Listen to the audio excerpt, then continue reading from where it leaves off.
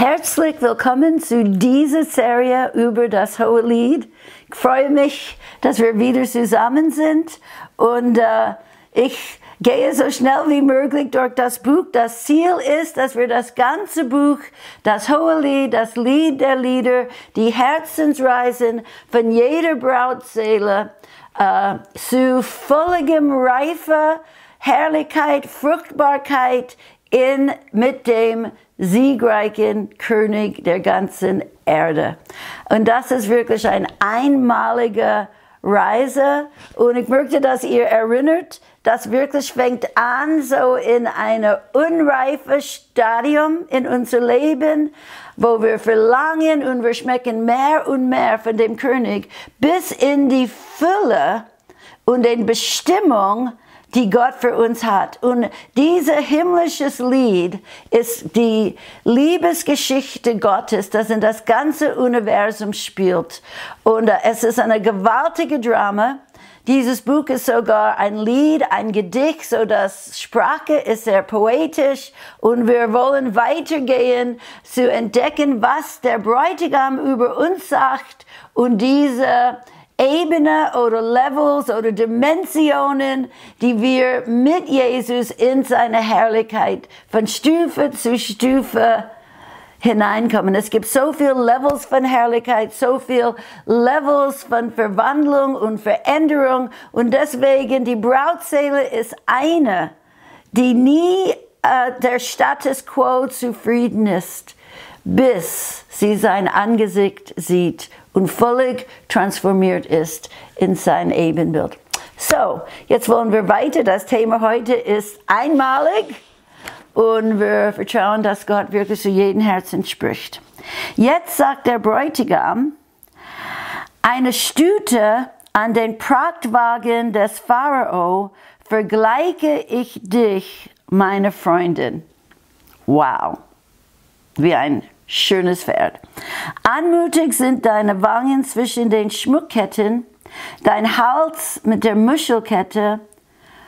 Eine Krone von Gold wollen wir dir machen mit Perlen aus Silber. Oder wir drei werden dir eine Krone aus Gold machen mit Perlen aus Silber.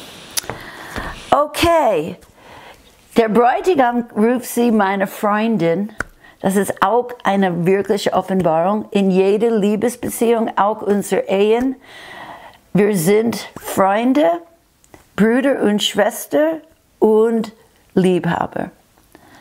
Und alle diese Beziehungen, Freundschaft ist eine ganz wichtige Level, Anfangsstufe, wo wir einander kennenlernen, Zeit miteinander verbrauchen, unser Herzen öffnen, interessiert sind in die Geschichten von dem anderen.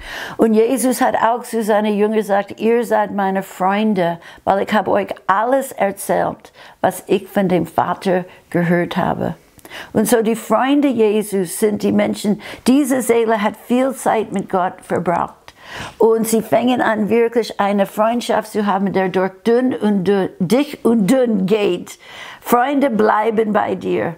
Und so er sagt, meine Freundin, ich kann mich erinnern, als ich im Glaubenszentrum gearbeitet habe, vor über 20 Jahren, hat Gott einmal zu mir gesagt, Glaubenszentrum, dieser Ort, ihr seid meine Freunde. Das hat mich so berührt und ich habe einfach verstanden, dass wir interessiert sind an dem, was auf seinem Herzen ist und er kann sein Herz mit uns mitteilen. So er sagt, wie eine Stute an der Prachtwagen des Pharao vergleiche ich dich. Wow! Erstmal, Pharao war der König und Herrscher der damaligen Ägypten, die Weltmacht der Zeit. Und Ägypten wurde bekannt für die schönsten Pferde der Welt. Denk mal, in dieser Zeit haben sie keine Autos gehabt, sie haben alles mit Pferden gemacht. Die Pferde waren die schönste Symbol von Schönheit, von Schnelligkeit, von Kraft. Die waren wertvoller als alles. Sie zogen die Kriegs- und Prachtwagen des Königs und sie waren wirklich sichere, sichere Tritten, mutig, niemals strauchelnd oder stürzend. Sie waren gehorsam im Kampf, sie sprangen in dem Kampf, sie waren furchtlos, sie waren auch gehorsam, trainiert, gepflegt. Und er schaut diese Brautseele an und er sieht, sie ist fest entschlossen, um jeden Preis in der Nachfolge mit mir zu gehen. Sie hat sich wirklich hingegeben, sie hat alles hinter sich gelassen, sie hat eine Schnelligkeit, sie hat ein intensives, glühendes Verlangen und das macht uns stark. Wenn unser Herz ausgerichtet ist, frei ist, hingegeben, von anderen Dingen befreit, da kommen wir in unsere Nachfolge mit Gott in eine schnelle, kühne, mutige Tempo unseres Wachstums. Und so, wenn diese Dinge erledigt sind, das Alte vorbei, die weltlichen Lüsten zur Seite gelegt und alles für Gott, dann kriegen wir eine Kraft und eine Stärke in dem Herrn. Ich möchte auch einen Vers lesen. In Sacharja 10, Vers 3, wo Gott vergleicht seine Herde, seine Schafherde zu einer Prachtross. Okay, denn der Herr, das ist Sacharja 10, Vers 3, denn der Herr der Herrscharen nimmt seine Herde, das Hauses Juda an, Hauses Juda, wirklich der Löwe von Juda, ist auch das Lobpreisstamm und macht es gleichsam zu seinem Prachtross im Kampf. Und dann sagt es, so werde ich sie stark machen in dem Herrn und nur in seinem Namen werden sie leben, spricht der Herr.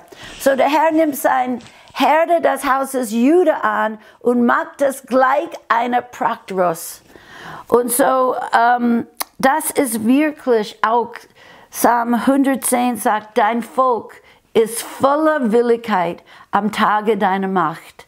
Diese volle Willigkeit, freiwilliges Hingabe mit Freude und Vision, gezogen zu Gott und wirklich dann, sie ist auch, man könnte sagen, zu einer von dieser Seele, die wirklich nachjagen dem Herrn, die ausstrecken immer für mehr von Gott. Und diese Qualität lässt diese Brautseele, das wird nie von sie weichen. Deswegen diese Anfänger, diese Grundlagen, diese anfängliche Verben um dein Herz und Gebete richten unser Leben aus und geben uns diese intensive Hingabe, die nicht zu rechts und links schaut, sondern wirklich dieser Blick auf Gott. Sie wird auch, die Bibel sagt, das Reich Gottes leidet Gewalt und Gewalttuende reißen es an sich. Sie wird wirklich mit einer Gewalttuende, sie ist fest entschlossen, für die Ehre des Herrn zu leben. Und so, Jesus lobt ihre ersten Triumphe. Jesus ermutigt sie. Ich sehe, was du hinter dir gelassen hast. Ich weiß deine Hunger. Ich sehe in dein Herz, dass du diese Wahl für mich gemacht hast. Und er lobt diese ersten Triumphe. Aber diese Stüte an der Prachtwagen von Pharao ist auch, könnte man sagen, das Bestmögliche im natürlichen Leben. Obwohl sie ist fest entschlossen, vieles am Anfang in unserem Leben ist unsere eigene Talente, eigene Wille, eigene Kraft, sogar eigene Hingabe. Und jetzt kommt der König und er sagt, ich sehe deine Schmuckketten und alles, was du hast. Vieles war vielleicht nicht die echten Sachen. Und er sagt zu ihr, wir werden dir, wir drei, Eigentlich dieses Wort nur wir ist da, aber es steht für die ganze Dreieinigkeit. Wir drei werden dich eine Krone aus Gold machen, mit Perlen aus Silber. Jetzt kommt die größte Verheißung aller Zeiten. Er sieht, sie hat ja gesagt. Er sieht, ihre Kraft ist voll ausgerichtet auf ihn. Und jetzt sagt er, wir kommen in einen Bund mit dir. Wir drei, Vater, Sohn, Heiliger Geist, die Dreieinigkeit haben zusammen die ganze Universum gemacht.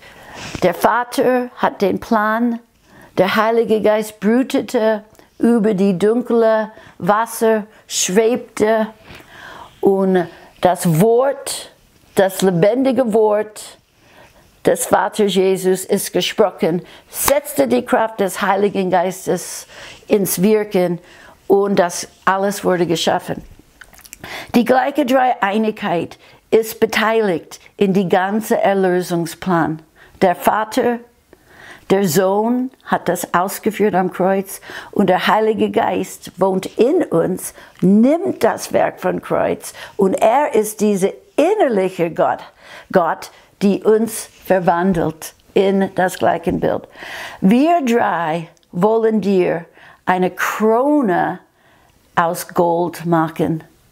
In anderen Worten, Gott sagt, wir werden dich, die Krone steht für Herrschaft, Mitregentschaft, Überwinden, Königliche, auf dem Thron mit ihm sitzen und Gold, eine Krone aus Gold. Gold steht für die Herrlichkeit und dem Natur und Wesen Gottes. Wir drei, wir werden dich voll in dem Ebenbild Gottes, in die Fülle der Reife des Christus hineinbringen. Wir drei, wir werden das Werk zu dem Ziel bringen und wir werden dich verwandeln. Du wirst Überwinder, du wirst ein Überwinder sein, der mitsitzt auf dem Thron in aller Ewigkeit. Wir kommen in der Bund mit dir. Es ist gewaltig. Gott sagt Ja zu uns. Wir sagen Ja zu ihm. Er sagt wieder Ja zu uns und steht voll hinter uns, auch in unseren Anfangsschritte. Du kannst zuversichtlich sein. Die Bibel sagt, der ein gutes Werk in uns angefangen hat, er wird es auch vollenden, bis auf den Tag Jesu Christi. Jetzt möchte ich ganz kurz eine Person aus der Bibel nehmen, der dieses wunderschöne, bestmögliche Kraft und Schönheit von den natürlichen Dimensionen nehmen, und das ist Petrus. Petrus war für mich wirklich ein super Symbol. Erstmal, Petrus kommt zu Jesus in seine eigene Wesen. Er liebte Jesus, aber er war impulsiv, er war übermütig, er war schnell zu reden, er war überzeugt von seiner eigenen Hingabe. Er war überzeugt und er war einer von denen, die immer bestimmt am Kämpfen war, wer der Größte sei unter ihnen war. Er war bestimmt konkurrenzbewusst, wollte sich wirklich beweisen als der Größte, dass er liebte Gott mehr als allen, sogar als an der Nacht, als Jesus überliefert war. Petrus sagt, überzeugt von seiner eigenen Hingabe, auch wenn alle anderen dich verlassen, alle anderen Jungen Jesus verlassen, ich werde dich nie verlassen. Und Jesus sagt zu ihm, Simon, Simon, siehe, der Satan hat euer begehrt, euch zu sichten wie den Weizen. Ja, diese ganz dunkle Nacht, wo der Feind der Oberhand hat.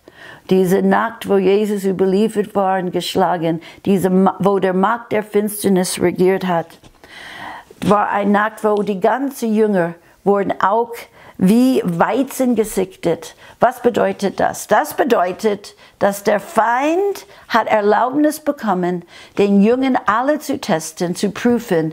Natürlich, er will ihr Fall bringen, aber Gott will uns wie Gold hervorbringen. Gott will ihr Loyalität, Gott will ihr Glauben, Gott will Liebe zu ihm prüfen. Und so sichten bedeutet, wenn das Weizen wird erhoben, ein Wind kommt und der ganze Spreu, das nicht echte oder das nicht bleibende, das wird weggeblasen, aber die echte pure Kern bleibt. Und Jesus hat zu Petrus gesagt, ich habe für dich gebetet und wenn du wieder bekehrt bist, stärke deine Brüder. Ich möchte auch einen Punkt sagen, als Petrus zu Jesus erst gekommen ist, Jesus hat zu ihm prophezeit, du bist Simon, der Sohn des Johannes, du wirst Kephas heißen, was übersetzt wird Stein. So dieser Petrus, der wirklich nicht so stabil war in seiner eigenen Kraft, wie er dachte. Jesus hat ihn zu einem Stein gemacht. Der Feind hat gedacht, wenn ich ihn teste und er fällt, dann wird er seinen Platz verlieren unter die anderen Jungen. Sie werden alle niederschauen auf ihn und ihn nie wieder ernst nehmen. Dann wird er auch so enttäuscht mit sich selbst, dass er wird einfach aufgeben und an ein Loch.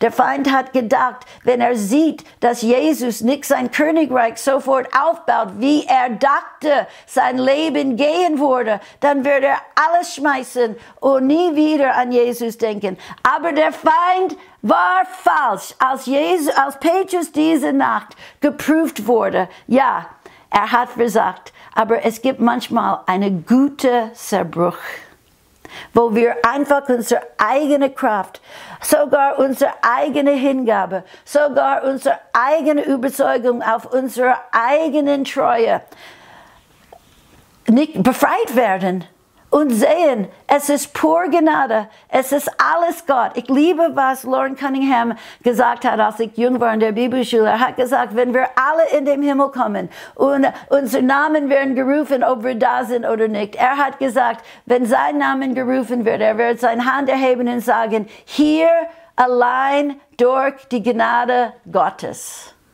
Und ich denke, wir werden alle das sagen. Nicht durch unsere Stärke, nicht durch unsere Hingabe, nicht durch unsere Treue. Petrus kam hervor. Dieser starke Mann wurde zerbrochen, aber kam hervor wie ein Stein in das echte Kraft. Jesus hat gesagt, wenn wir unser eigenes Leben verlieren und wenn wir merken, wir können es nicht, dann gewinnen wir sein Leben. Und das ist wie, wir erfahren auch immer wieder von Herrlichkeit zu Herrlichkeit mehr und mehr Auferstehung, mehr und mehr Festigung. Wir verlassen uns nicht auf wir ruhen uns nicht auf unsere eigene Treue. Allein die Gnade, allein das Wirken Gottes in uns, allein seine Hilfe, allein aus ihm. Und so, das ist. Ich könnte wirklich ein bisschen über das, aber ich möchte nur 2 Sachen noch lesen, dann sehen wir uns das nächste Mal. Aber Petrus hat in 1. Petrus irgendwie sein Zeugnis gesagt. Und er hat gesagt hier, in Kapitel 1, Vers 6, darum jubelt ihr, die ihr jetzt eine kleine Zeit, wenn es nötig ist, in mancherlei Versuchungen, verschiedene Arten von Schwierigkeiten, von Zweifeln, von Prüfungen betrübt worden seid, damit die Bewährung oder die Echtheit, die Erprobung eures Glaubens viel kostbarer befunden wird als die des vergänglichen Goldes, das durch Feuer erprobt wird